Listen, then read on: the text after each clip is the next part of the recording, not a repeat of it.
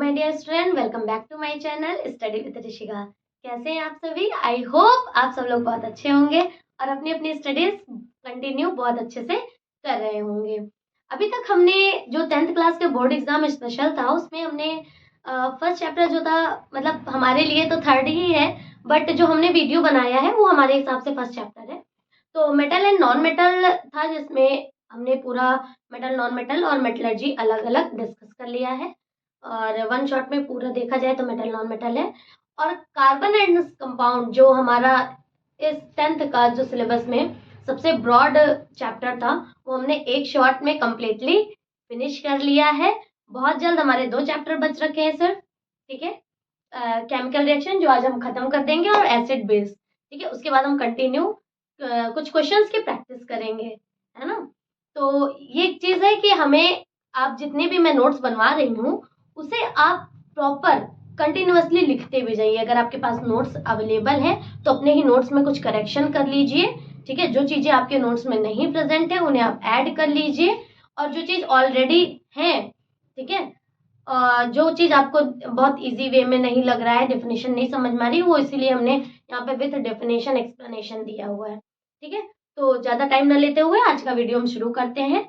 तो आज का हमारा चैप्टर है केमिकल एंड इट्स इक्वेशंस, जितने भी केमिकल रिएक्शंस होती हैं, ठीक है, और उनकी इक्वेशन के बारे में हम स्टडी करेंगे। अच्छा, बात करें तो केमिकल रिएक्शन अगर हम देखें तो हमारे day to day daily life में हमें मिलती है। आप कहीं भी देखिए, सुबह से लेकर शाम तक हर जगह आपको आसपास केमिकल रिएक्शन होती हुई दिखेंगी। इनफैक्ट किचन में मोस्टली मिल जाती है। अगर आपको बहुत ज्यादा रिएक्शन देखने का शौक है, बहुत ज्यादा आप केमिस्ट्री लवर है, तो अपने किचन को बहुत अच्छे से देख सकते हैं। वहां पे बहुत सारे केमिकल्स मिल जाएंगे, इट मीन्स स्पाइसेस, और भी आपके ग्रेन्स वगैरह हैं जिनमें आप रिएक्ट कराते हो, ठीक है। तो उसी तरह से स्टार्ट करते हैं हम। फर्स्ट वन, पहला आपका जो डेफिनेशन है वो आपकी है केमिकल रिएक्शन होती क्या है। अकॉर्डिंग टू दिस चैप्टर सबसे पहले हम ये पढ़ेंगे कि ये केमिकल रिएक्शन होती क्या है। तो अगर हम देखें, सबसे पहले हम एग्जांपल ले लेते हैं, बाद में डेफिनेशन की बात कर लेते हैं। सभी के घर में खाना बनता होगा, और सभी के घर में जब खाना बनता है, ठीक है, चाहे आप ले लीजिए दाल बन रही है या फिर सब्जियां बन रही हैं। दाल आपने लिया तो ग्रेन्स थे आपके पास, नॉर्मली आपके पास पल्सेस थी, ठीक है। आपने उसमें पानी ऐड किया, कुछ वाटर ऐड किया, और उसको जा करके कुछ जो भी आपने सॉल्ट वगैरह डाला, जो भी आपने डालना चाहा वो आपने उसमें मिक्स किया, और जा करके उसको थोड़ा सा गैस पे या स्टोव पे चढ़ा दिया, ठीक है, यानी हीट उसको देना शुरू किया। तो क्या रिजल्ट मिलता है आपको? बनी बनाई दाल मिल जाती है, बनी बनाई सब्जियां मिल जाती है। हम कहते हैं कि जब आपने सब चीज उसको डाला ही है, ठीक है, तो आप ऐसे ही खा लो, जरूरत क्या है पकाने की। तो भाई वो हमारे डाइजेशन के हमें डाइजेस्ट ही नहीं होगा ना, वो हमारे लिए बना ही नहीं है। तो अगर हम देखें तो जिसे हम पहले नहीं खा सकते थे, ठीक है, यानी कि हम ऐसे नॉर्मल जो कच्ची होती है, जो पकी हुई नहीं होती है दाल, उसे आप देखो खा करके नहीं खा सकते हो। केवल नमक नमक से पेट नहीं भर जाएगा, केवल पानी से पेट नहीं भर जाएगा, है ना। सब कुछ आपको ऐड करना है और बढ़िया दाल बन जाएगी, सब्जी बन जाएगी, ठीक है। इनफैक्ट अगर चपाती भी बनती है तो फ्लोर होता है, वाटर ऐड करते हो, डो बनता है, डो बनने के बाद ही चपातियां तैयार होती हैं, ठीक है। तो कुछ इसी तरह से है ये केमिकल रिएक्शन का जो चैप्टर है। इसमें हम कुछ ना कुछ मिलाएंगे और कुछ नया प्रोडक्ट मिल जाएगा। तो यही सेम चीज डेफिनेशन हो गई इसकी, what are the chemical reactions, ठीक है।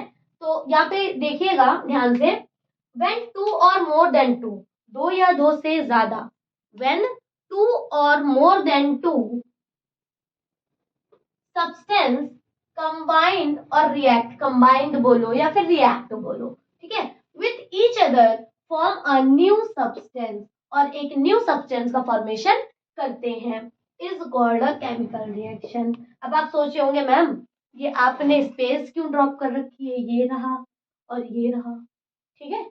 यानी कि हमने बोला दो या दो सब्सटेंस जिनको आपने कंबाइन किया या वो आपस में रिएक्ट हुए, रिएक्ट होने के बाद में कुछ नया सब्सटेंस फॉर्मेशन कर रहे हैं, और उसे ही ये जो प्रोसेस है that is called a chemical reaction. Okay, तो ये जो आप यहाँ पे देख रहे हैं ब्लैंक्स में, जो दो सब्सटेंस या दो से ज्यादा सब्सटेंस जो आपने ऐड किए हैं या तो आपस में रिएक्ट कर रहे हैं, उन्हें हम क्या बोलते हैं? रिएक्टेंट। ठीक है, क्या बोलते हैं? रिएक्टेंट। एंड कंबाइन और react with each other form a new substance. जो नया सब्सटेंस बना है, ये वाला न्यू सब्सटेंस जो भी बन रहा है, that is called a product. That is called a product. Example समझ लेते हैं।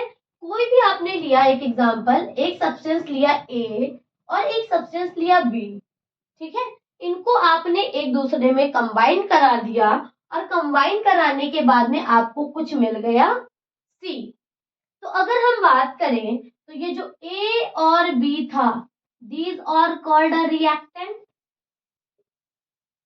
ओके, एंड जो आपका ये मिला है लास्ट में बनने के बाद after the reaction C, that is called a product. Understand? अगर रिएक्शन वाइज देखिए तो एक नॉर्मल एग्जांपल हो गया था, कॉमन एग्जांपल। अगर यहाँ पे देखें, जरूरी नहीं है केवल ए बी को ऐड किया तो केवल सी मिलेगा, साथ में इसके डी भी मिल सकता है। ठीक है, अब यहाँ पे देख लीजिए, जैसे कार्बन है, सी से कार्बन होता है, दैट इज अ कार्बन। ठीक है, और ये क्या है? O2, oxygen.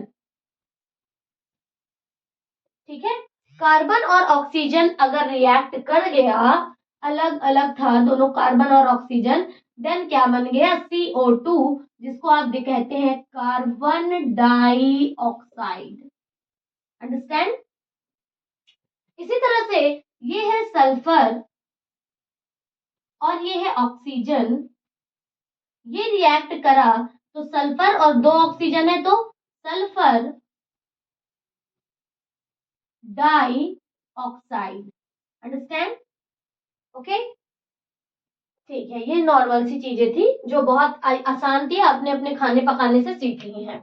In this process, ये जो प्रोसेस हो रही है केमिकल रिएक्शन की, in this process of chemical reaction in which new substance is form, जहां पर ये नया सब्सटेंस जो बन रहे हैं, ठीक है, जिसे आप प्रोडक्ट कह रहे हो, formed, they they have they have new they have new, ये थोड़ा सा मिट गया है, दे हैव न्यू केमिकल और physical property.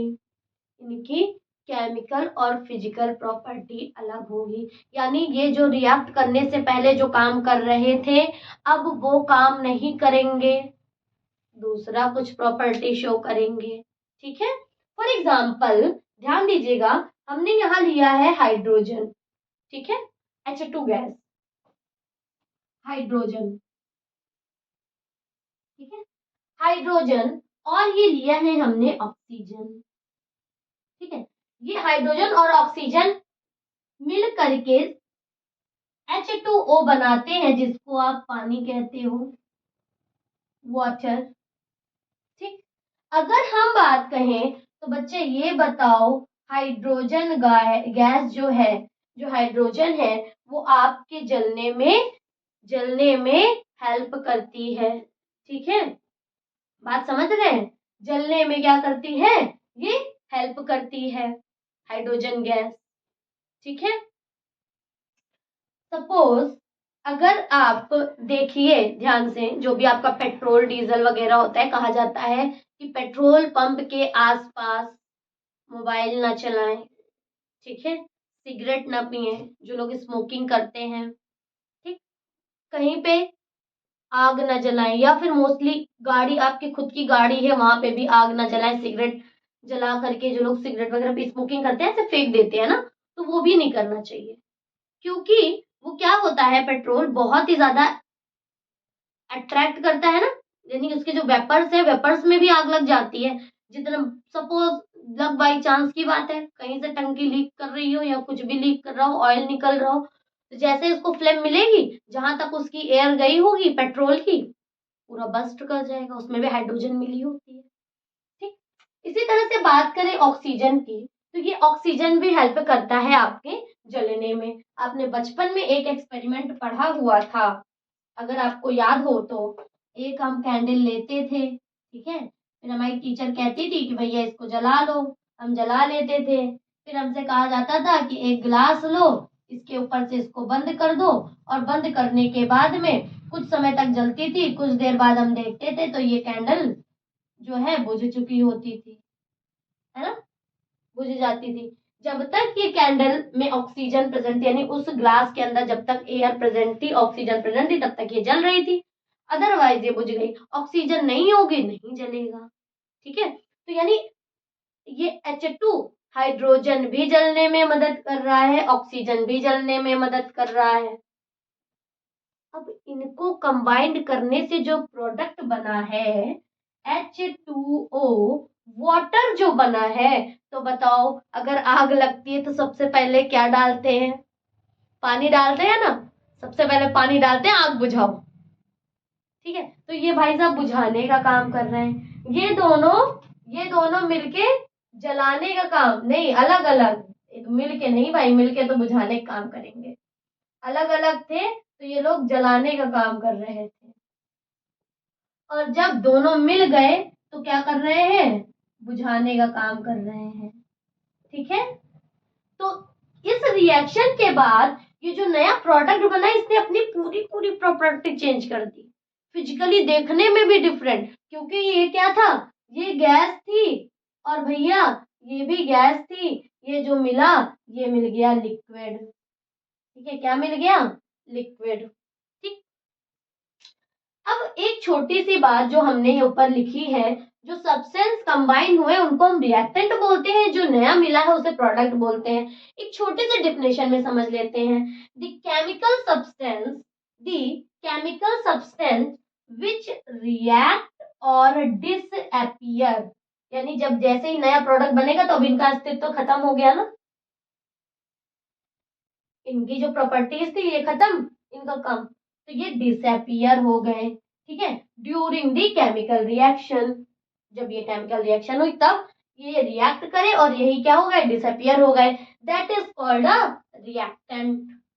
And what is the product? The chemical substance which is formed, जो नया बना है और यह अपीयर हुआ है, अपीयर मींस भी बनना ही होता है, during the chemical reaction are called product. ठीक है, अब इसी को ध्यान में रखते हुए आपके एनसीईआरटी बुक में एक मैग्नीशियम रिबन का टेस्ट दिया हुआ है, उसको हम छोटा सा डिस्कस कर लेते हैं, उसके बारे में क्वेश्चन बहुत आते हैं।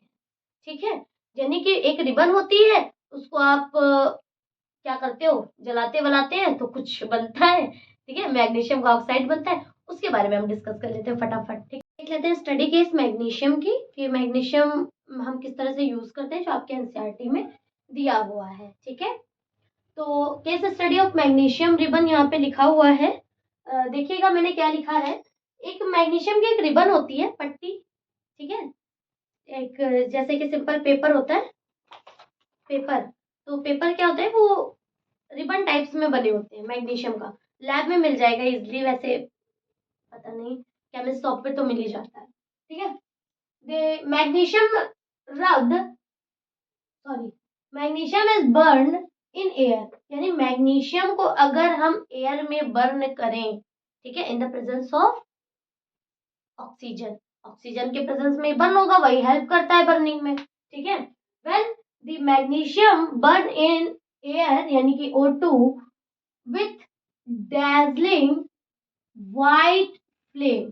ठीक है, जब आप इसे बर्न करोगे, यहाँ पे दिख रहा है, बर्न करोगे तो एक व्हाइट कलर का धुआं निकलेगा। ठीक है, बहुत ढेर सारी फ्लेम निकलेंगी, यहाँ व्हाइट कलर तो हमारे पास है ही नहीं। ठीक है, white dazzling flame along with heat is evolved, इसमें हीट भी निकलेगी, कोई भी चीज जलेगा तो हीट रिलीज होगी। ठीक है, तो अगर मैग्नीशियम ऑक्सीजन के साथ रिएक्ट करेगा तो मैग्नीशियम ऑक्साइड देगा, मैग्नीशियम ऑक्साइड देगा, जो कि व्हाइट कलर का पाउडर होता है।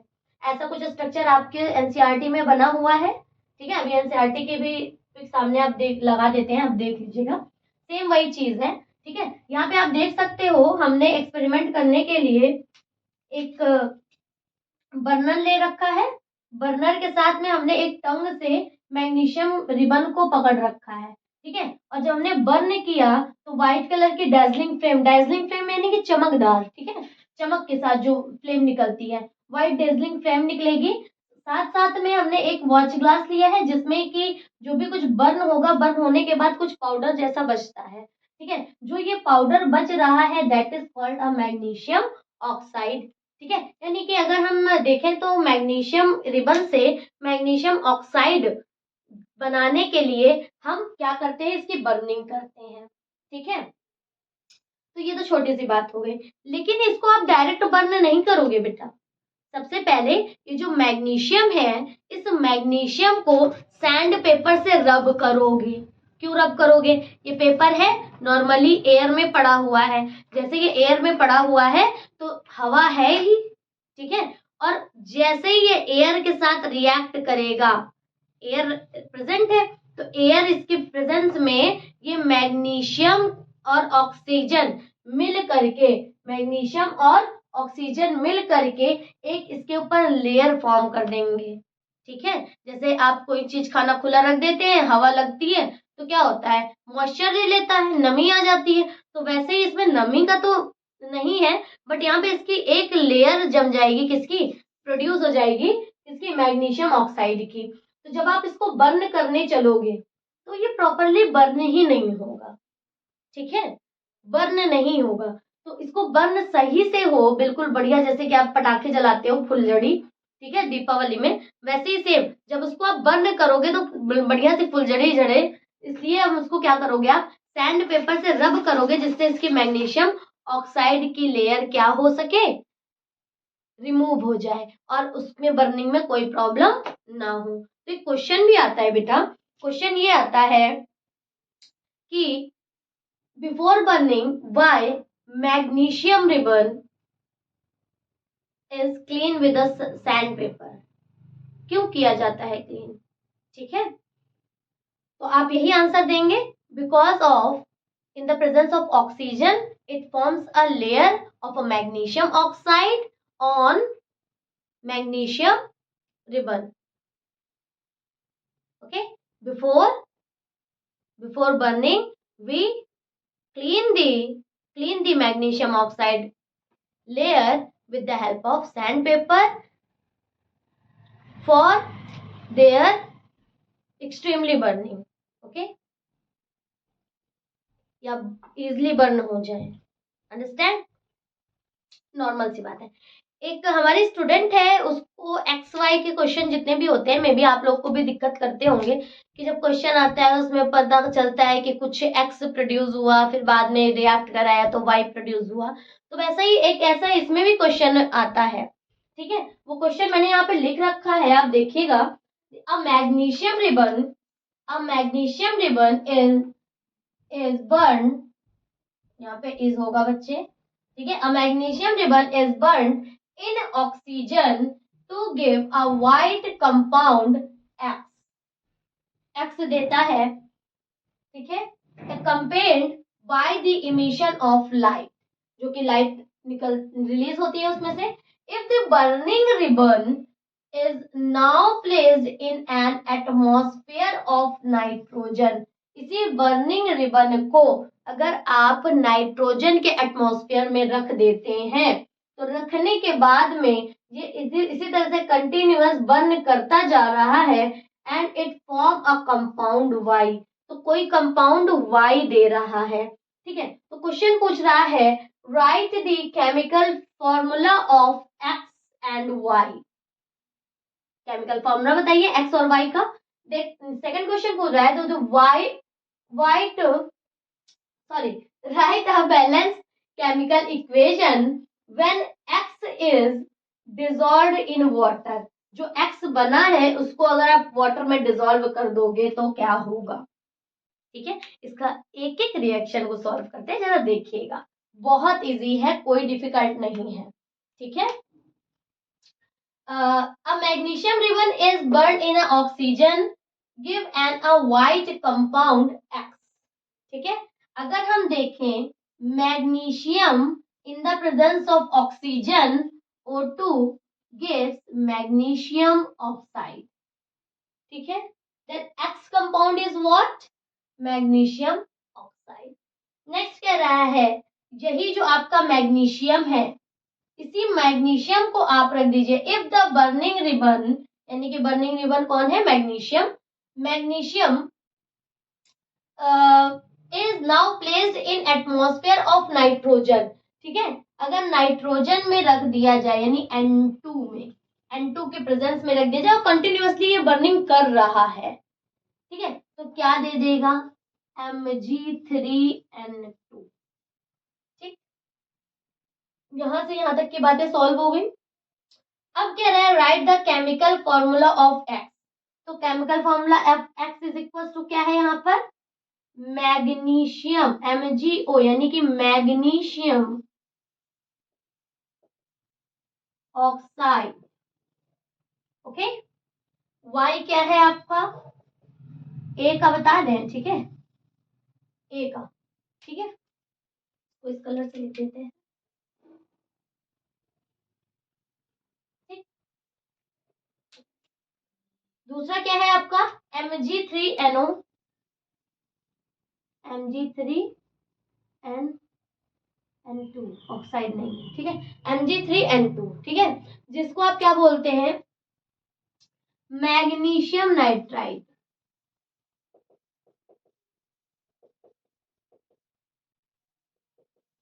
नाइट्राइड, ठीक। अब ये एक्स और वाई की वैल्यू, अगर बेटा आप प्रॉपर क्वेश्चन ध्यान से पढ़ते हैं तो आपको दिक्कत नहीं होगी ये एक्स वाई वाले भी क्वेश्चन सॉल्व करने में। केवल इसी में नहीं, इवन किसी में भी आप देखेंगे, किसी भी चैप्टर के किसी भी टॉपिक में देखेंगे तो ये आते हैं। अगर जनरली आपको रिएक्शन आती है तो आपको प्रॉब्लम नहीं होगी, ठीक है, यानी पहली बात आपने सॉल्व कर दी है। ठीक, अब कह रहे हैं right a balanced chemical equation, एक बैलेंस केमिकल इक्वेशन लिखनी है when x is dissolve in water, यानी इसी एक्स को, एक्स कौन है? ये आपका, ये रहा मैग्नीशियम ऑक्साइड, ठीक है, यही तो है मैग्नीशियम ऑक्साइड। एक्स को अगर आप डिसॉल्व कर देते हैं किसमें? वाटर में। किसमें डिसॉल्व कर देते हैं बेटा? वाटर में। तो जरा देखते हैं क्या बनेगा। बी वाले की बात करें अगर हम तो, ठीक है, MgO प्लस पहला एक्स कंपाउंड डिसॉल्व करिए वाटर में, क्या दे देगा? मैग्नीशियम हाइड्रोक्साइड, MgOH का होल ट्वाइस, MgOH का होल ट्वाइस। अगर प्रॉपर एक एक लाइन आप पढ़ोगे, थोड़ी सी प्रैक्टिस की जरूरत होगी क्वेश्चंस को सॉल्व करने में, तो ये हो जाएगा। एक एमसीक्यूज भी इसी टॉपिक से पूछ सकता है कि ये जो आप बर्निंग ऑफ मैग्नीशियम रिबन करते हैं वो एंडोथर्मिक रिएक्शन है या एक्सोथर्मिक रिएक्शन है। तो सीधी सी बात है कि अगर यहाँ पे हीट रिलीज हो रही है then it is a exothermic reaction, ठीक है, एक एमसीक्यूज भी आता है। ओके, फिर आगे हम देख लेते हैं नेक्स्ट वन, कैरेक्टर है केमिकल रिएक्शंस के। तो कुछ इंपॉर्टेंट कैरेक्टर की बात करते हैं जिसकी वजह से हमको पता चल जाता है कि केमिकल रिएक्शन हो रही है, ठीक है। तो कुछ केमिकल कैरेक्टर्स क्या है? Some important characters are, first of all evolution of gas, यानी गैस का निकलना, कोई रिएक्शन हो रही है उसके बाद गैस रिलीज हो रही है। फॉर्मेशन ऑफ प्रेसिपिटेट, किसी भी प्रेसिपिटेट का बनना है। प्रेसिपिटेट क्या होता है वो भी पढ़ेंगे भी, और कुछ रिएक्शन के बाद कुछ सॉलिड सब्सटेंस जो बच जाता है, that is called a precipitate. Change in reaction, reaction क्या था? पहले कुछ और कलर था, बाद में कलर चेंज हो गया। चेंज इन टेम्परेचर, ठीक है, किस तरह से टेम्परेचर में चेंजिंग हो रहा है। चेंज इन स्टेट, स्टेट कैसे चेंज कर रहा है, सॉलिड से लिक्विड, लिक्विड से गैस, इस तरह से करके कुछ स्टेट्स भी उसमें भी पढ़ेंगे। पहला हमने लिखा है evolution of gas, some reaction shows their progress by the releasing of some gases, यानी कि वो ये बताती हैं, गैस का निकलने का मतलब है कि वो ये इंडिकेट करती है कि भैया रिएक्शन हो रही है, ठीक है, कि हम प्रोग्रेस कर रहे हैं, ठीक है। सच एज फॉर एग्जांपल देखिएगा, हमने लिया H2O, ठीक है, यानी कि ये क्या है? वाटर। वाटर किस फॉर्म में है आपके पास? लिक्विड में है, ठीक है। आपने इलेक्ट्रिसिटी प्रोवाइड की,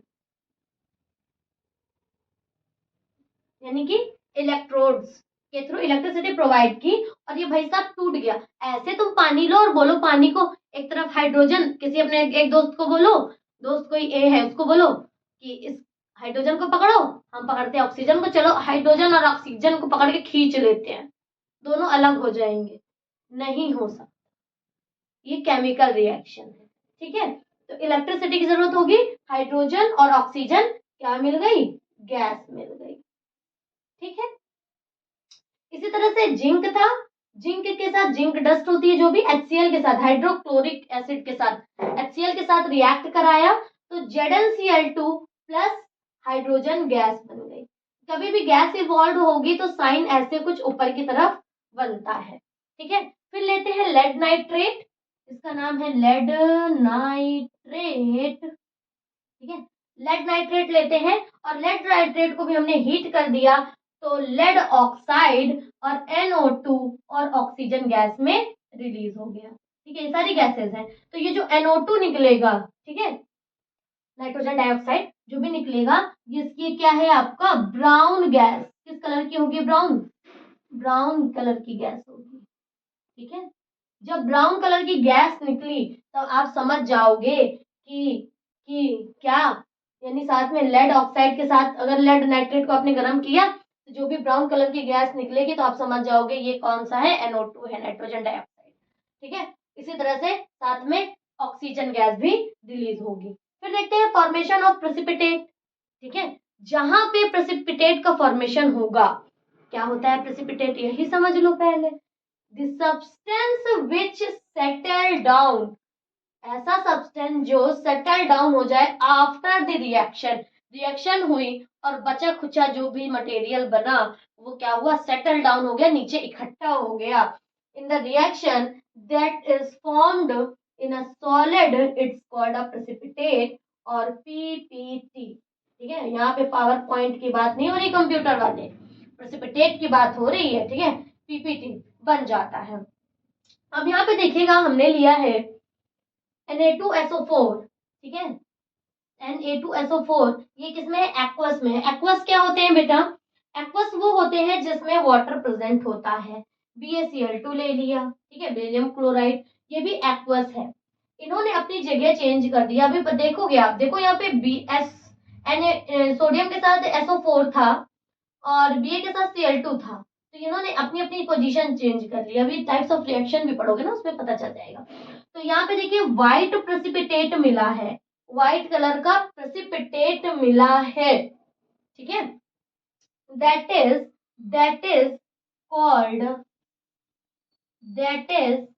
कॉल्ड, क्या कहेंगे इसे, जहां पे प्रेसिपिटेट मिल गया तो इस तरह के रिएक्शन को क्या बोलेंगे, precipitation reaction.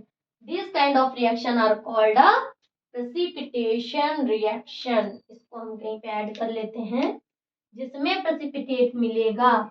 These kind of reaction are called precipitation reaction. Okay, चलिए नेक्स्ट हम लोग पढ़ लेते हैं change in colour, change in temperature और चेंज इन स्टेट। ये मैं पूरा बेटा इरेज करूंगी ताकि आपके एक ही स्लाइड में तीनों चीजें आ जाएं। अब देखिएगा बेटा, यहाँ पर चेंज इन कलर, किस तरह से कलर चेंज होता है।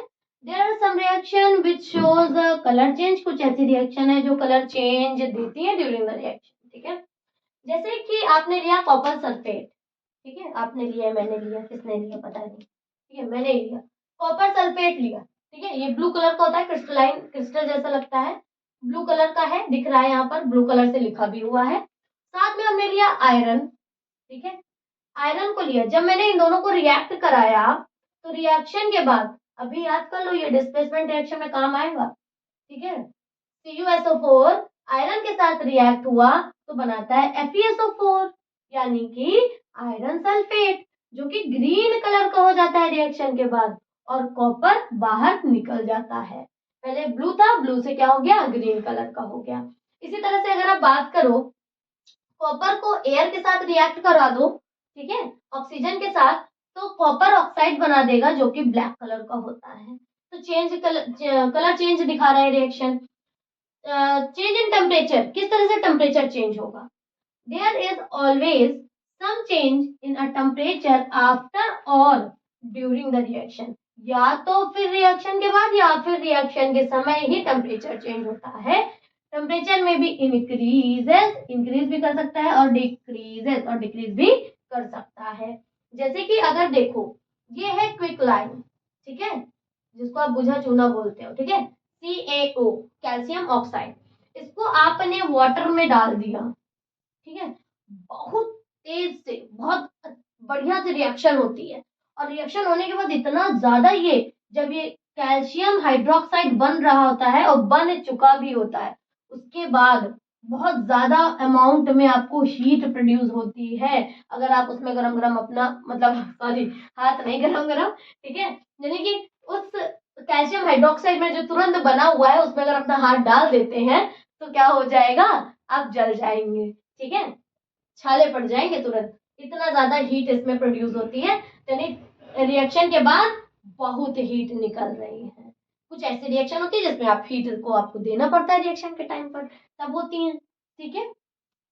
फिर बात आती है चेंज इन स्टेट चेंज कहते हैं सॉलिड, लिक्विड और गैस, जो मेनली आप पढ़ते आए हो।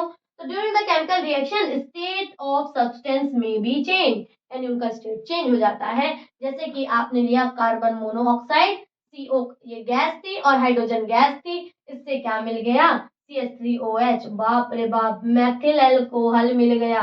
अब मैम मैथिल अल्कोहल क्यों बोल रहे हैं, तो इसके लिए आप कार्बोनेट्स कंपाउंड देखिए, IUPAC देखिए तो पता चल जाएगा ये हमने नाम क्यों दे रखा है। फिर इसी तरह से आप ये रिएक्शन बार बार देख रहे हो, हाइड्रोजन और ऑक्सीजन मिल करके, दोनों गैस मिल करके क्या बना देते हैं, लिक्विड बना देते हैं। इसी तरह कार्बन और ऑक्सीजन मिल करके क्या बना देते हैं, कार्बन डाइऑक्साइड बना देते हैं, जो कि ये एक वैक्स होता है, कार्बन एक वैक्स होता है और हाइड्रोजन एक तरह का क्या होती है, गैस होती है, ठीक है। आगे हम नेक्स्ट डिस्कस करते हैं symbolic representation of chemical reaction, यानी किस तरह से हम केमिकल रिएक्शन को रिप्रेजेंट कर सकते हैं, ठीक है। कुछ एक शॉर्ट फॉर्म में मैंने बता रखा है, उसके बाद डिटेल में बात करते हैं, ठीक है। सिंबॉलिक रिप्रेजेंटेशन क्या होता है केमिकल रिएक्शन का, अगर हम बात करें तो उनको हमने दो पार्ट में कर दिया है, हमने किया है, ठीक है। पहला बात हमने की है वर्ड इक्वेशन, दूसरी बात हमने की है सिंबॉलिक इक्वेशन, जिसमें सिंबल होंगे। तो वर्ड इक्वेशन में कुछ इस तरह से आपको लिखना होगा, जैसे एक दो करके हमने अलग अलग लिखा है, पूरा पूरा लिखना पड़ता है और टाइम भी ज्यादा लगता है, ठीक है। तो मैग्नीशियम और प्लस ऑक्सीजन रिएक्ट कराया, बना मैग्नीशियम ऑक्साइड, वर्ड्स में लिख दिया है, ठीक है। हाइड्रोजन और ऑक्सीजन रिएक्ट करेगा, बनेगा वाटर, ये भी हमने वर्ड्स में लिख दिया है। यानी जो वर्ड्स में यूज हो रही है that is called a word equation. Symbolic जो इक्वेशन होंगी वो भी आपकी दो टाइप्स में डिवाइड होंगी, ठीक है, अनबैलेंस्ड और बैलेंस्ड।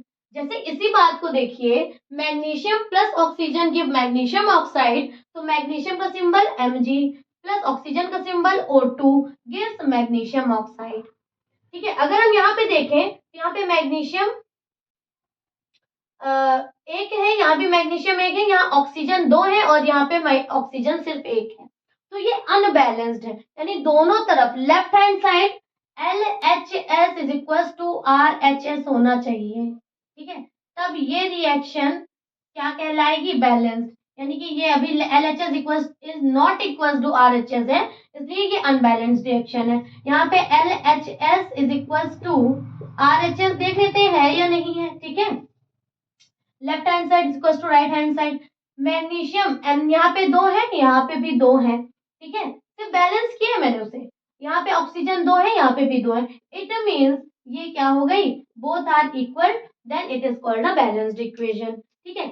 सिंबॉलिक यानी कि यहाँ पे हमने सिंबल्स या उनके फॉर्मूले को लिख दिया है। फिर हमने बात किया है, अब ये सारी रिएक्शन तो आप लिख लोगे, लेकिन आप लिखते कैसे हैं ये बात को समझ लेते हैं थोड़ा सा। हैशटैग करके हमने डाला है how to writing a chemical equation, किस तरह से आप राइट करोगे केमिकल इक्वेशन को, ठीक है, किस तरह से राइट करोगे। जिन्हें बिल्कुल नहीं आता भैया उनको तो सीखना भी पड़ेगा। सबसे पहले क्या करेंगे, आइडेंटिफाई द रिएक्टेंट्स, रिएक्टेंट्स को पता करें, आप दूसरे कलर से लिख देते हैं, ठीक है। रिएक्टेंट्स को क्या करना है, आपको पता करना है कि रिएक्टेंट क्या होंगे, प्रोडक्ट क्या होंगे ऑफ अ केमिकल रिएक्शन में। जो भी आप रिएक्शन कर रहे हैं उनके रिएक्टेंट्स क्या है, प्रोडक्ट क्या है, पता तो होने चाहिए।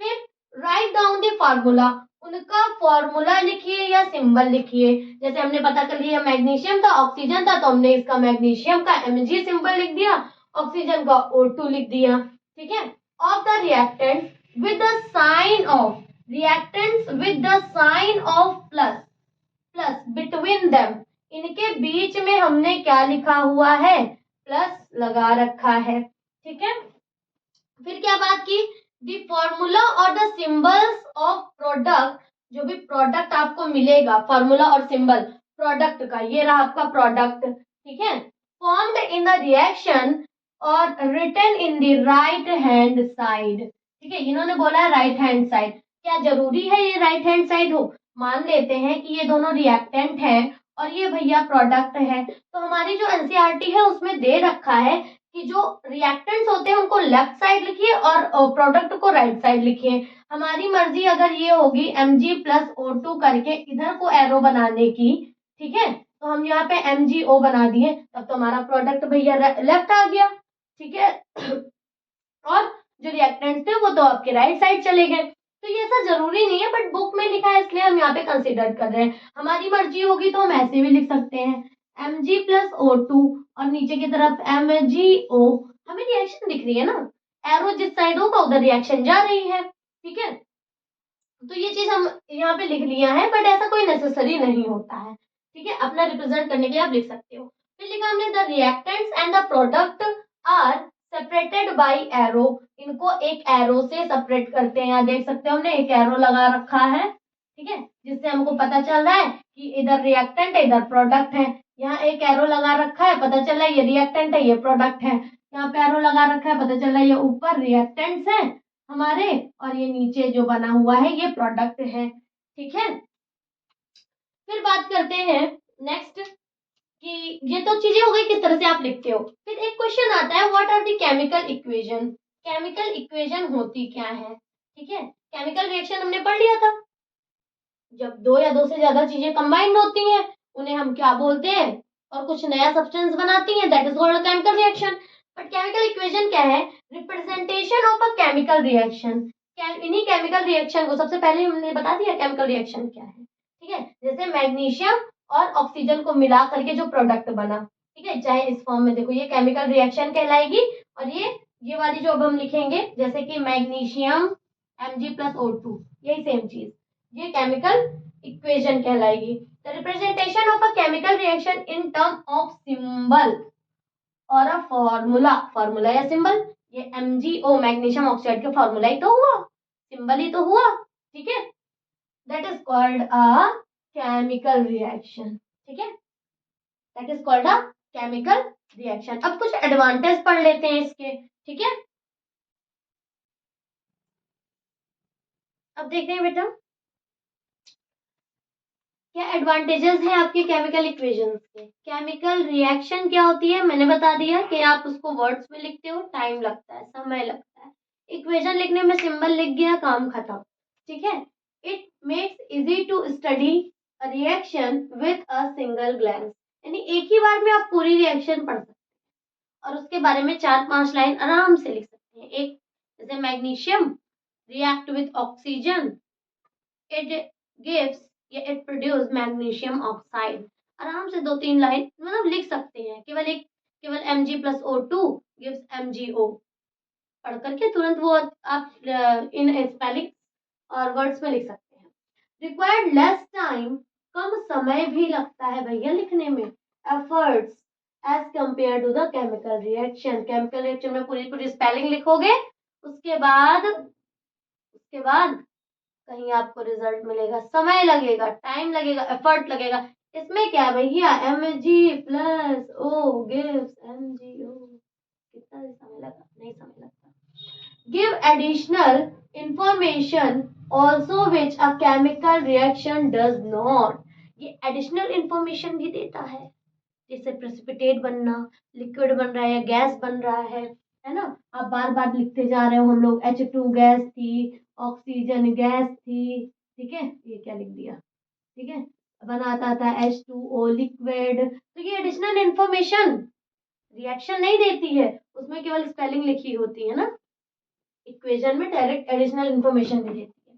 Writing a chemical equation in universal, पूरी दुनिया में आप कहीं भी चले जाइए केमिस्ट्री में, केमिस्ट्री जितनी भी आप इक्वेशन लिखते हो, ठीक है, चाहे वो लोग जापान में वाटर को कुछ भी बोलते हो, पता नहीं क्या बोलते हैं, हाँ, अलग अलग कंट्रीज में, ठीक है, जैसे जापान, फ्रेंच या चाइना या कहीं भी अलग अलग कंट्रीज है, रशिया हो गया, सबकी अपनी इंडिविजुअल लैंग्वेज होती है। वो अपनी लैंग्वेज में पता नहीं वाटर को क्या बोलते हैं, हमें क्या पता, हम सीखेंगे तो पता ही चल जाएगा, ठीक है।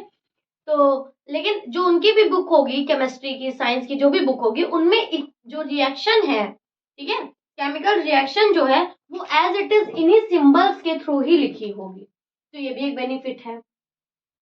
जैसे कि अगर हम बात करें कि हम अदर कंट्री में जाए, बोले कि भैया हमको नमक दे दो, नमक देगा?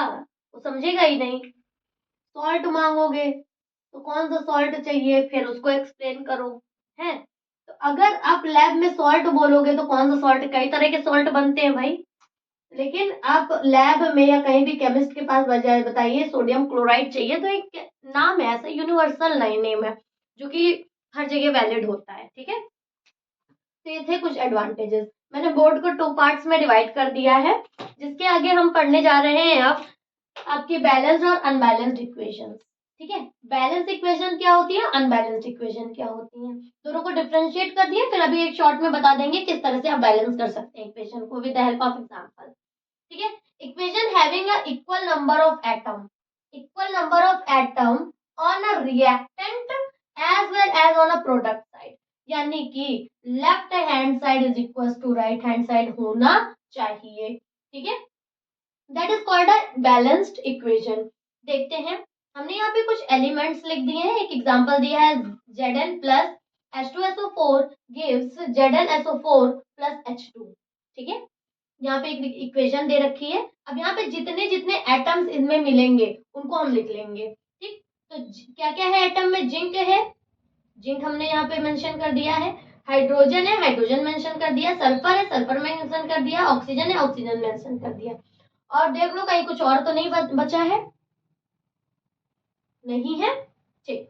अब जिंक देखते हैं कितने हैं, number of atoms in reactant side, ठीक है, यहाँ पे साइड भी लिख दो, कोई दिक्कत नहीं है, यानी कि लेफ्ट हैंड साइड, यानी इक्वेशन को देखो तो ये साइड क्या है, लेफ्ट हैंड साइड है, और ये साइड क्या है, राइट हैंड साइड है। तो नंबर ऑफ जिंक, जिंक इस लेफ्ट हैंड साइड कितने जिंक है, 1, ठीक है, एक ही है ना, अपने पेन से लिखते हैं, ब्लू पेन से अच्छा लगेगा, कितना है, 1, ठीक। अब इसी जिंक को देखो प्रोडक्ट साइड कितना है, 1, ठीक।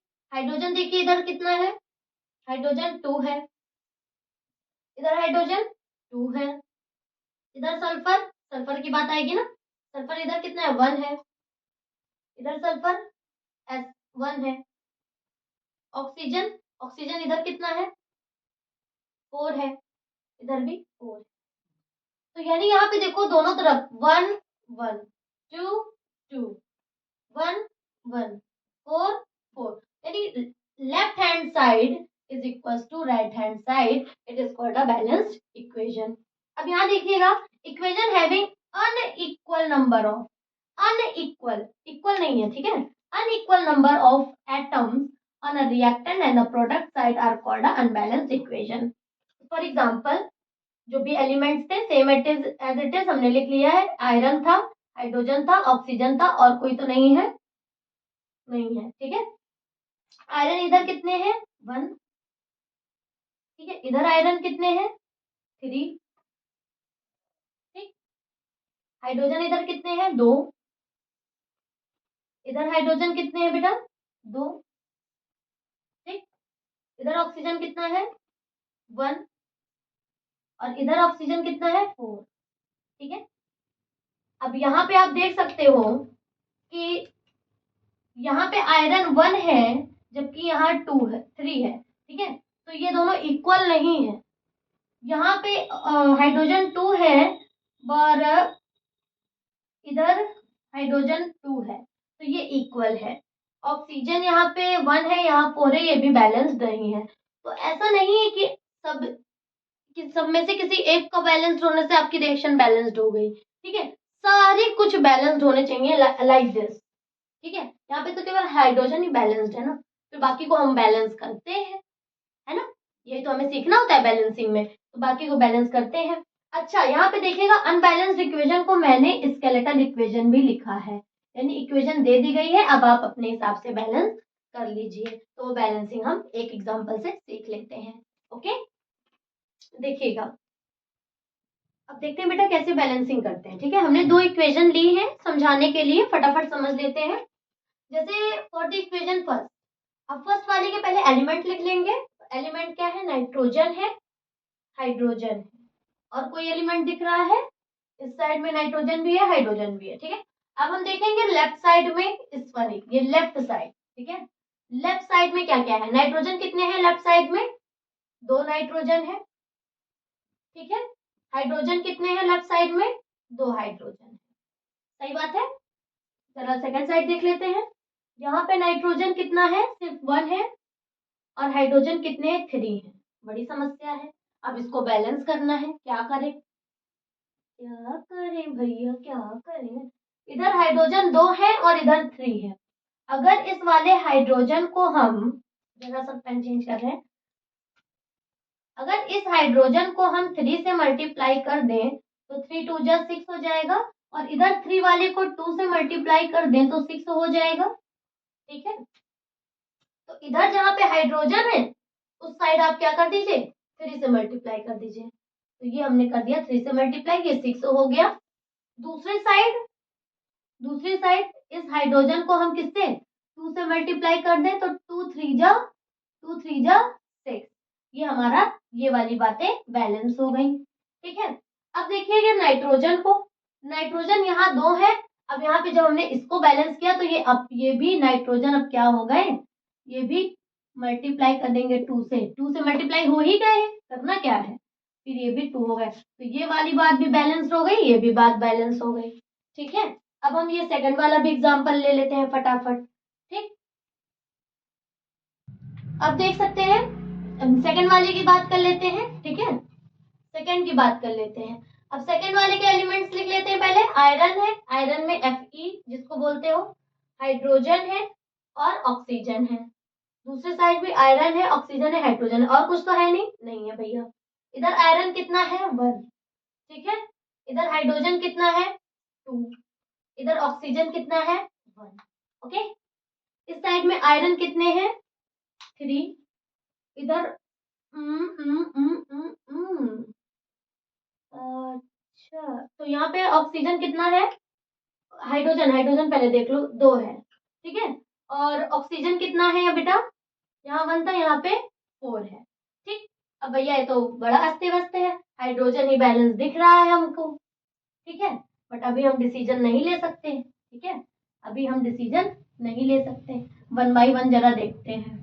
ठीक, अगर यहाँ पे आयरन 3 है तो इसको भी अगर हम 3 से मल्टीप्लाई कर दें, ठीक है, मल्टीप्लाइड बाई 3, तो इधर भी 3 हो गए, तो ये भाई साहब बैलेंस्ड हो गए। हाइड्रोजन इधर 2, उधर भी 2, बैलेंस है। ऑक्सीजन को बैलेंस करने की बात आ रही है, यहाँ पे 1 है और यहाँ 4 है। अगर इस वाले को हम 4 से मल्टीप्लाई कर दें तो हमारे पास 4 ऑक्सीजन हो जाएंगे। ठीक है, अब हम इसको 4 से मल्टीप्लाई कर दें, ठीक, तो 4 हो गए ऑक्सीजन। लेकिन भैया अब हाइड्रोजन डिस्टर्बिंग कर रहे हैं, हाइड्रोजन मल्टीप्लाई होकर के 4 से कितना बन गया है, 4 2 जा 8, तो इधर भी हाइड्रोजन 2 थे। ठीक है, अभी यहाँ पे देखिएगा कितनी बातें हो गई हमारी, आयरन बैलेंस्ड हो गया है, आयरन यहाँ पे लिखने वाली बात थी तो हमने लिख दिया। ठीक है, इधर भी आयरन बैलेंस हो गया है, 4 2 जा 8, 8 यहाँ पे हाइड्रोजन हो गए। अब इसमें करना था हमें 4 2 जा 8, इधर भी 4 से मल्टीप्लाई कर दिया तो ये 8 हो गए, और ऑक्सीजन भी हमारे 4 हो गए हैं, और ये भी हमारे पास, इधर भी ऑक्सीजन 4 है। तो अब यहाँ देखो 3 3 बैलेंस्ड, 8 8 बैलेंस्ड, 4 4 बैलेंस्ड। इस तरह से एक इक्वेशन आपको दे देगा, बोलेगा बैलेंस दिस इक्वेशन। ठीक है, अब आगे डिस्कस कर लेते हैं। नेक्स्ट बेटा बात करते हैं टाइप्स ऑफ रिएक्शन की। तो टाइप्स ऑफ रिएक्शन जो हम पढ़ने वाले हैं अभी के लिए, वो है on the basis of heat और टेम्परेचर, हीट और टेम्परेचर के अकॉर्डिंग। तो अगर बात करें तो पहले रिएक्शन एक्सोथर्मिक रिएक्शन, दूसरी है एंडोथर्मिक रिएक्शन। ऐसे रिएक्शन जिसमें हीट लॉस होती है, एनर्जी लॉस होती है, निकलती है बाद में आफ्टर द रिएक्शन। ठीक है, reaction in which loss of heat takes place is called the exothermic reaction. जिसमें कि अभी आपको मैंने एग्जांपल दिया था कि क्विक लाइम का CaO और वाटर के साथ रिएक्ट कर जाएगा तो बनता है CaOH का होल ट्वाइस, जो कि एक्वस सॉल्यूशन है, और बहुत ढेर सारी हीट इवॉल्व होती है ना। जिसमें हमने कहा था कि गरम गरम हाथ नहीं गरम गरम इस सॉल्यूशन में अगर हाथ डाल दोगे तो हाथ जल जाएगा। ठीक है, फिर बात आती है एंडोथर्मिक रिएक्शन, यानी ऐसे रिएक्शन को कराने में हमें बाहर से कुछ हीट देनी पड़ती है। Reaction which heat is absorbed are called या is called endothermic reaction. Na2 एक गैस है, H2 एक गैस है, ये गैस आपस में मिलेंगी, ऐसे नहीं मिल जाएंगे कि तुमने रख दिया और मिल गई। इसके लिए आपको क्या देनी पड़ेगी बच्चा, हीट देनी पड़ेगी, तब जाकर के अमोनिया बनेगा, NH3 बनेगा। Same as it is. अगर बात करें, थोड़ा सा ऊपर एरो लग गया है, अब हम क्या करें समझो भैया, Hg+O2। ठीक है, तो यहाँ पे भी अगर आपने हीट दिया है, हीट, ये हीट का ही सिंबल है, ठीक है, हीट देंगे तब ये इसमें टूट जाएगा। अब हम बात करेंगे टाइप्स ऑफ रिएक्शन की, जो कि है नेक्स्ट नेक्स्ट। अब देखिएगा बेटा, टाइप्स ऑफ रिएक्शन में आता है, वो तो हीट और टेम्परेचर के अकॉर्डिंग थी। कॉम्बिनेशन रिएक्शन, ठीक है, reaction in which single product is formed, जिसमें एक सिंगल प्रोडक्ट बनता है, ठीक है, फ्रॉम टू और मोर रिएक्टेंट्स, या दो से ज्यादा रिएक्टेंट्स आपस में मिलते हैं और जाकर के सिंगल प्रोडक्ट बनता है, that is called a combination reaction. Example वही है आपका, A+B gives a product C, like a CaO plus water gives a CaOH का whole twice plus heat release होगी। ठीक है, फिर carbon plus oxygen gives carbon dioxide. फिर बात करते हैं डिकम्पोजिशन रिएक्शन की। डिकम्पोज का मतलब ही समझ में आ रहा है कि टूटना, ठीक है, टूटना। A type of reaction in which a single reactant break down single reactant. अब रिएक्टेंट सेम है, जबकि ऊपर वाले में प्रोडक्ट सिंगल था, ठीक है।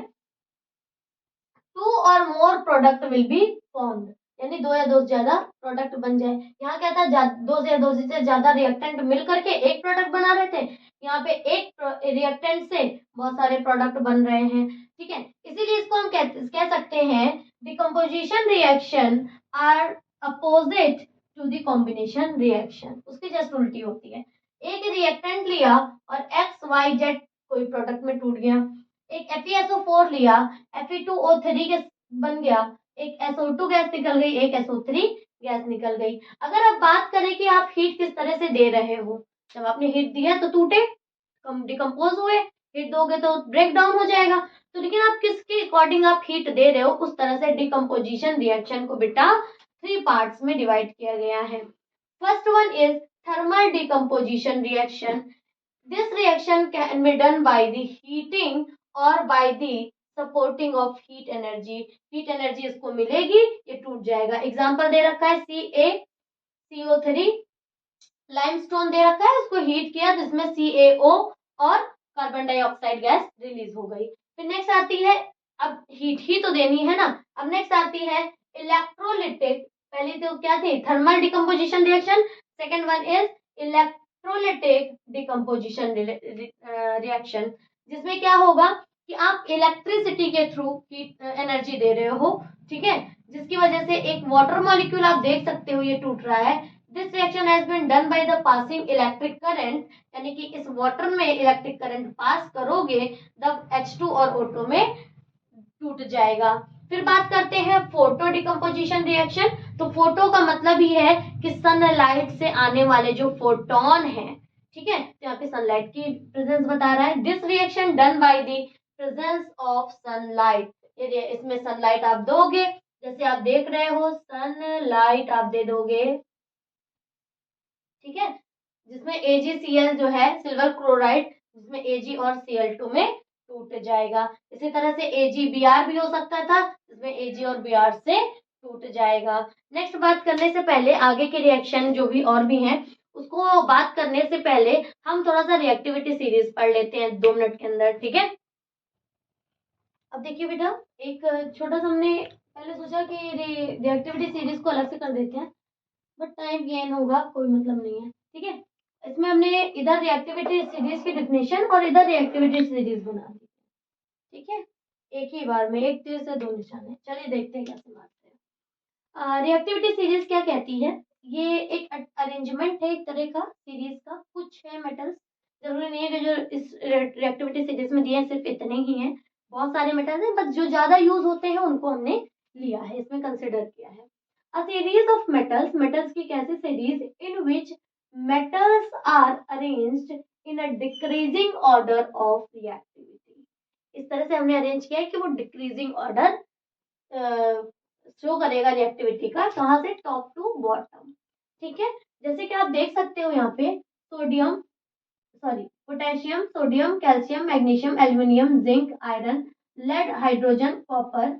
अगर हाइड्रोजन और कॉपर की बात करें तो ये वेरी करते हैं, कहीं ना कहीं कॉपर ऊपर लिखा होगा तो हाइड्रोजन, ये लगभग इक्वल होते हैं, बिकॉज कॉपर एंड हाइड्रोजन की जो रिएक्टिविटी है वो लगभग बराबर होती है, ठीक है। आपका है मरकरी, सिल्वर, गोल्ड और प्लेटिनम। इसको याद करने का तरीका हमने बता रखा है कार्बन कंपाउंड वाली सीरीज में भी, sorry metal and non metal वाले में भी है, ठीक है।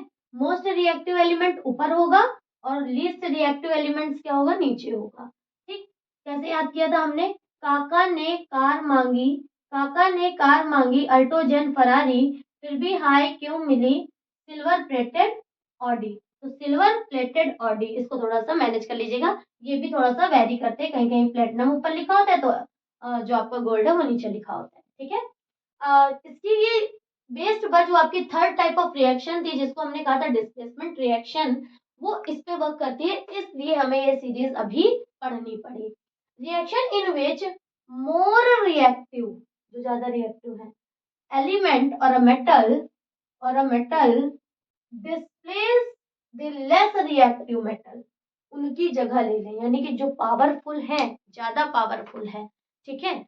आप क्लास में बैठे हो, जो ज्यादा पावरफुल है वो आ गया तो आपको क्या कहेगा, ए यहाँ से उठो, अपनी सीट से, तुम्हारी सीट से उठा देगा और तुम्हारी जगह पे बैठ जाएगा, ठीक। तो आप क्या करोगे भैया, तुमसे ज्यादा पावरफुल है तो भाई लड़ने तो बैठोगे नहीं, उठ जाओगे, चुपचाप चले जाओगे दूसरी सीट पे। इसी तरह से अगर कोई लेस रिएक्टिव आया है, जो थोड़ा सा लूज है, डम्प है बच्चा क्लास में, वो आपसे कहेगा तो आप हटोगे? बोलोगे मैं फर्स्ट सीट पे नहीं बैठूंगा, पीछे बैठूंगा जाकर के? नहीं बोलोगे ना, तो हिम्मत ही नहीं है भैया, वो आपसे कहने ही आएगा कि भाई हट जाओ, है ना। तो बस यही काम यहाँ पे है। देखिएगा, हमने रिएक्ट कराया जिंक को, ठीक है, Zn जिंक लिया और कॉपर सल्फेट लिया, Zn और CuSO4 को लिया। अगर हम देखें जिंक और कॉपर में, ठीक है, तो जिंक कहाँ है, जिंक कहाँ है, जिंक ये रहा आपका। कॉपर कहाँ है, कॉपर भैया नीचे आ गया। तो मोर पावरफुल कौन, जिंक, कम पावरफुल कौन, कॉपर। तो जिंक क्या करेगा, कॉपर को यहाँ से भगा देगा, कहेगा हटो यहाँ से, तो बना देगा ZnSO4 प्लस Cu। कॉपर बाहर चला गया, उनको कोई मतलब नहीं, कुछ ज्यादा ही छोटा सी बन गया कॉपर, ठीक है।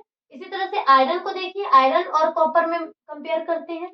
आयरन भाई साहब ये रहे, कॉपर नीचे ही है, तो यही बना करके FeSO4 प्लस कॉपर बाहर निकल जाएगा। Zn जिंक के साथ पोटेशियम को देखते हैं, जिंक यहाँ है और पोटेशियम सबसे ऊपर है। लो भाई साहब, हाईली रिएक्टिव बैठ रखा है तो लो रिएक्टिव क्या ही करेगा, तो यहाँ पे आप क्या लिखोगे, क्या लिखोगे भाई, नो रिएक्शन, कोई रिएक्शन नहीं देगा, ठीक है। फिर देखते हैं यहाँ पे नेक्स्ट, लेड, लेड PbCl, ठीक है। लेड अगर है तो देखते हैं जिंक के साथ रिएक्ट कराएगा कि नहीं कराएगा। तो Pb कहाँ है भाई, Pb ये नीचे बैठ रखे हैं, जिंक ऊपर है, तो जिंक को हटा देगा, है ना, तो ZnCl2 बन जाएगा। ठीक है, यहाँ 2 है, ZnCl2 बन जाएगा प्लस लेड बाहर निकल जाएगा।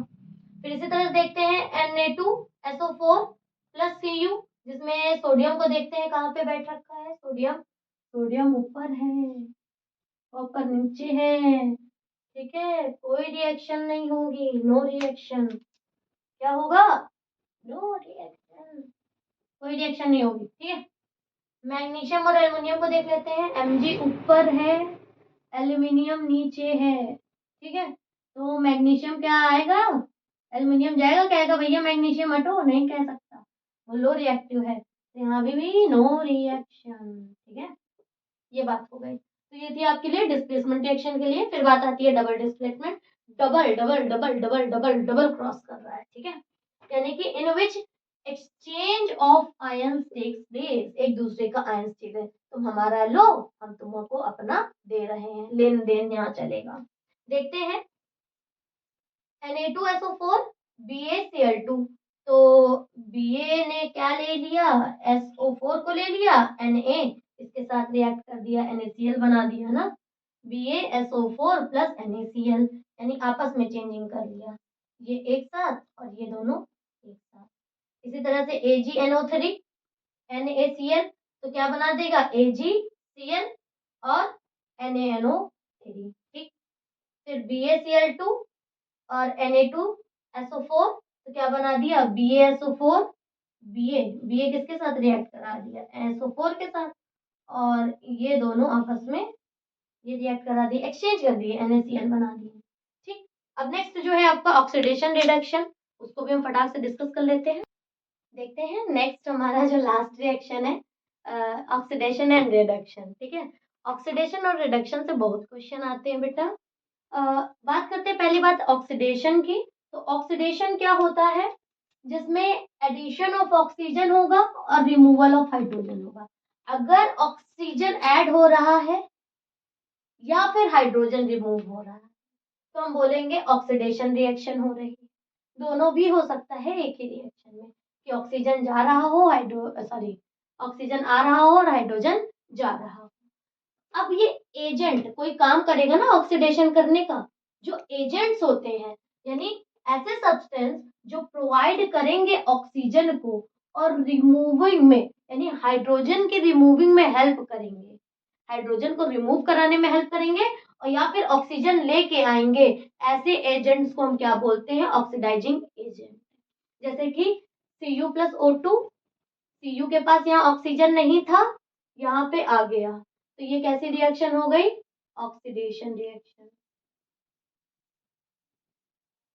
ठीक है, यहाँ पे CH4 है प्लस O2। ठीक है, मीथेन के साथ में ऑक्सीजन रिएक्ट किया तो कार्बन डाइऑक्साइड और वाटर मिल गया। ठीक है, अब यहाँ पे देखिए जो आपका हाइड्रोजन है, ठीक है, ये तो ब्रेक डाउन हो गया है।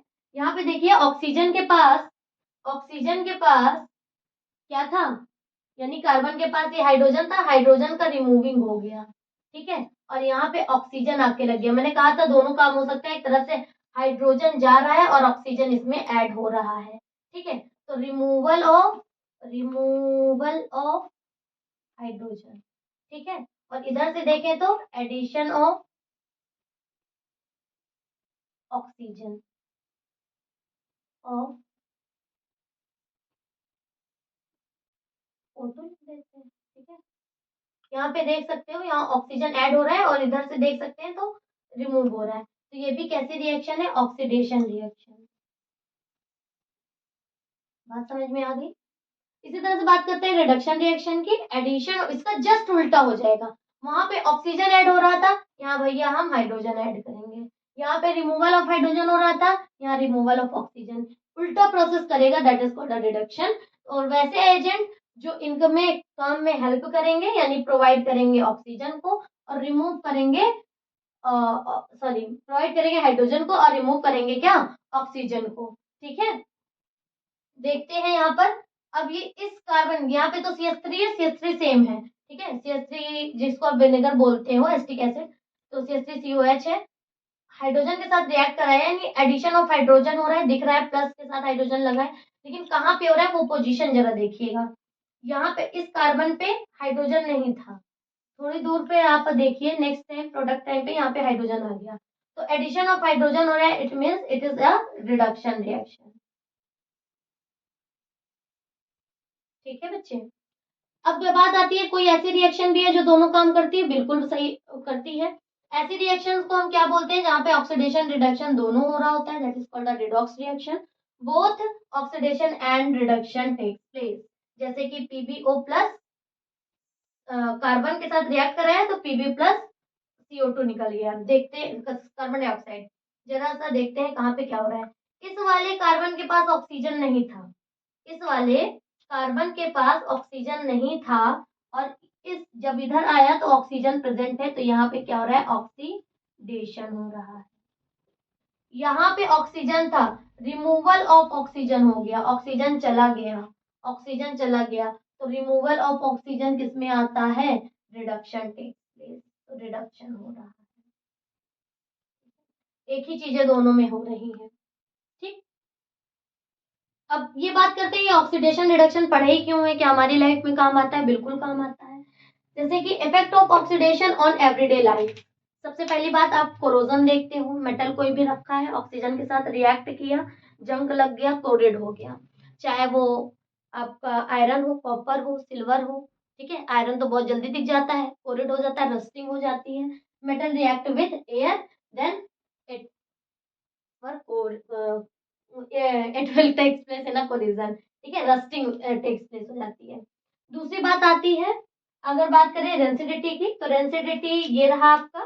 तो रेंसिडिटी में क्या होता है, जैसे खाने में ऑयल वगैरह होता है, वो ऑक्सीजन के साथ रिएक्ट करके स्मेल करने लगता है, बहुत जल्दी खराब हो जाते हैं। ठीक है, या फिर आपने चिप्स वगैरह देखा होगा, मॉइस्चर के साथ अजीब सा क्या नम पड़ जाते हैं, ठीक है, मॉइस्चर कंटेन कर लेते हैं, तो उसे बोलते हैं रेंसिडिटी। अगर बात करें इसको प्रिवेंट कैसे कर सकते हैं, तो प्रिवेंट करने के लिए खाने को आप टाइट पैक करके रखिए, एयर टाइट में। और आप देखते होंगे चिप्स की पैकेट्स होती हैं, उसमें नाइट्रोजन गैस भरी होती है, फिल्ड होती है, जिसकी वजह से वो क्रंची होते हैं, चाहे जब आप खोलिए। उसी जगह आप घर पे फ्राई करके रखिए, सुबह से शाम भी नहीं होने पाएगी, उसके पहले ही मॉइस्चर कंटेन कर जाएगा।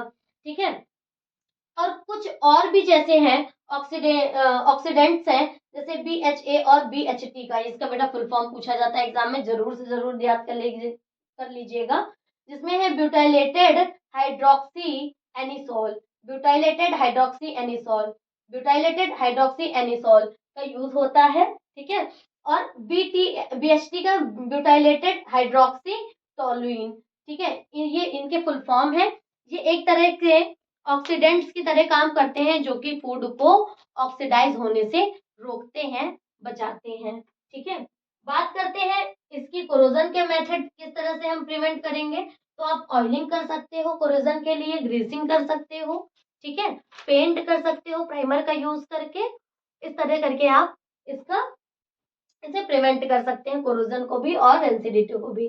तो ये था आपका केमिकल रिएक्शन एंड इक्वेशन का चैप्टर, और ये फिनिश होता है।